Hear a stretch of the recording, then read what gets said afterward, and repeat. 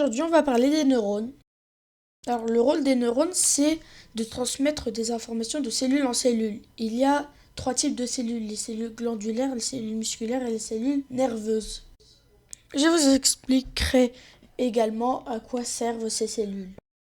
Je préviens, on va parler de molécules. Donc, en fait, on va prendre l'exemple que, par exemple, vous êtes heureux. En fait, il y aura les signaux chimiques vont aller dans d'autres cellules, mais on va s'intéresser à ce qui se passe entre la cellule et le neurone. Alors, cet endroit est appelé la synapse, et quand la dopamine vient, il y a des récepteurs à dopamine. En fait, on peut voir les récepteurs à dopamine comme une porte fermée à clé, et la dopamine comme la clé. Et si vous avez la bonne forme de clé, eh bien, ça rentre et ça envoie le signal. Mais si vous n'avez pas la bonne forme, vous restez dans la synapse. Et c'est comme ça que ça marche.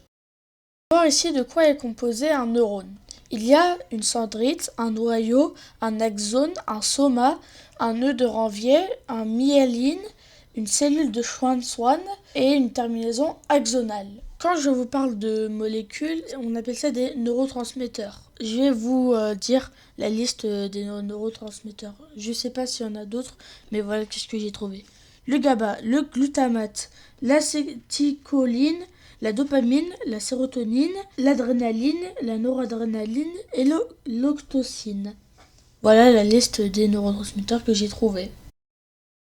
Le rôle des cellules glandulaires, c'est de libérer des substances comme le mucus, des hormones et des liquides lubrifiants.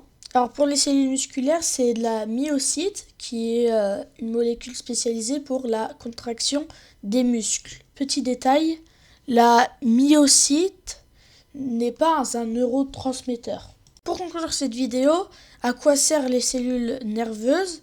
Elles servent à envoyer des signaux électriques à d'autres cellules. C'était la fin de cette vidéo. Ciao!